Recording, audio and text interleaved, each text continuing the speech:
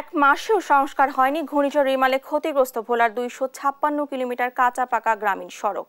বেশিরভাগ সড়ক এখন যানবাহন চলাচলের অনুপযোগী হয়ে পড়ায় দুর্ভোগে পড়েছেন পথচারী, এলাকাবাসী ও পরিবহন শ্রমিকরা। এ নিয়ে আরো জানাতে বিস্তারিত ভোলা থেকে যুক্ত হচ্ছেন সহকর্মী ছোটন সাহা। ছোটন, বেহাল সড়কের কারণে জনগণের ভোগান্তি কেমন দেখছেন? এ নিয়ে কি তথ্য রয়েছে আপনার কাছে? দেখুন, ঘূর্ণিঝড় রিমেল কেটে গেছে কিন্তু 1 মাস হয়ে গেছে এবং এর পর থেকে যে অবস্থা, উপকূলের বিভিন্ন এলাকা স্বাভাবিক হলেও যে এলাকাগুলো ক্ষতিগ্রস্ত হয়েছে, বিশেষ করে গ্রামীণ যে কাঁচা পাকা সড়ক ক্ষতিগ্রস্ত, সেটি কিন্তু এখনো মেরামত হয়নি। সে সমস্ত এলাকা এখনো দুর্ভোগ।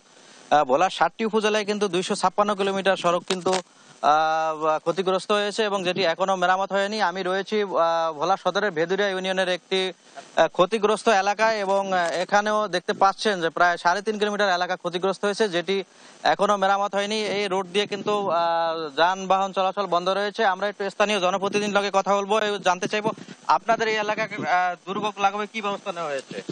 জি ধন্যবাদ। আমি মোস্তফা কামাল, 11 নং বেদুরি ইউনিয়ন পরিষদ চেয়ারম্যান। আমার এই ঘূর্ণিঝড় রিমেলে আপনি এখন লক্ষ্য করছেন যে আমার এই বেদুরি ইউনিয়নের 7 নম্বর ওয়ার্ডে একটি রাস্তায় আপনি আসছেন। এই রাস্তাটি 3 কিলোমিটার ঘূর্ণিঝড় রিমেলে ব্যাপক বড় ধরনের ক্ষতিগ্রস্ত হয়েছে। প্রায় 10 থেকে 12,000 লোক আমাদের এখানে বসবাস করে, স্কুলে যাতায়াত করে। এখানে প্রায় এই রাস্তাটি ভেঙ্গে এবং পানিতে আপ ডাউন করে রাস্তাটি দিয়ে আপনার প্রায় 20 থেকে 25টা সিরা দিয়েছে। একদম ফিনিশ হয়ে গেছে এই রাস্তাটা। এখন আমরা কর্তৃপক্ষের কাছে উপজেলা, সদর উপজেলার চেয়ারম্যান এবং ইউনু। ধন্যবাদ। যেমনটি শুনছিলেন যে আসলে জনপ্রতিনিধিরা বলছিল যে সড়কটি মেরামতের জন্য তারা কর্তৃপক্ষের সাথে কথা বলেছে। আমরা একটু এলাকাবাসীর সাথে কথা বলবো। আপনাদের কি ধরনের দুর্ভোগ পোহাতে হচ্ছে এখানে?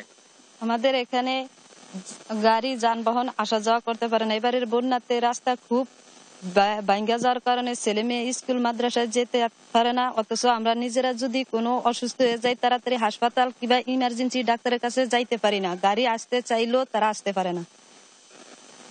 ধন্যবাদ। ডানা, যেমনটি শুনছিলেন যে আসলে এই যে রাস্তার যে অবস্থা, সেটি যদি বলতে চাই 7 উপজেলায় কিন্তু ক্ষতিগ্রস্ত হয়েছে। 198 কিলোমিটার পাকা সড়ক এবং 59 কিলোমিটার কাঁচা সড়ক কিন্তু ক্ষতিগ্রস্ত হয়েছে এবং আমরা কথা বলেছি এলজিডির নির্বাহী প্রকৌশলীর সাথে। তিনি যেমনটি বলছিলেন, তিনি বলছিলেন যে তারা এই ক্ষতিগ্রস্ত যে সড়কগুলোর তালিকা তৈরি করেছে এবং সেটি ঊর্ধ্বতন কর্তৃপক্ষের কাছে তারা পাঠিয়েছে। তারা বলছিল সেখান থেকে যদি প্রকল্প পাশ হয়ে আসে, সেক্ষেত্রে তারা এই সড়কগুলো তারা নির্মাণ কাজ, সংস্কার কাজ শুরু করবে।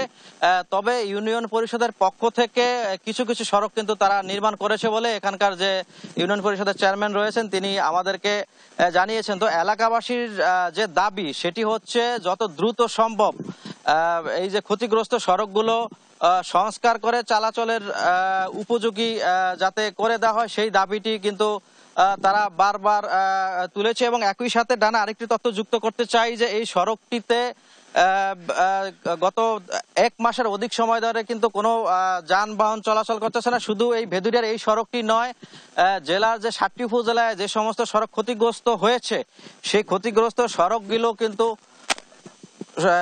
সড়কগুলো মেরামতের দাবি কিন্তু তারা তুলেছে। তো ডানা, এ ছিল আমার কাছে ঘূর্ণিঝড় রিমেলের প্রভাবে যে ক্ষতিগ্রস্ত হয়েছে সড়ক, তা নিয়ে সর্বশেষ তথ্য। ডানা, ধন্যবাদ আপনাকে। ভোলা থেকে বন্যা পরবর্তী পরিস্থিতি জানাচ্ছিলেন আমাদের সহকর্মী।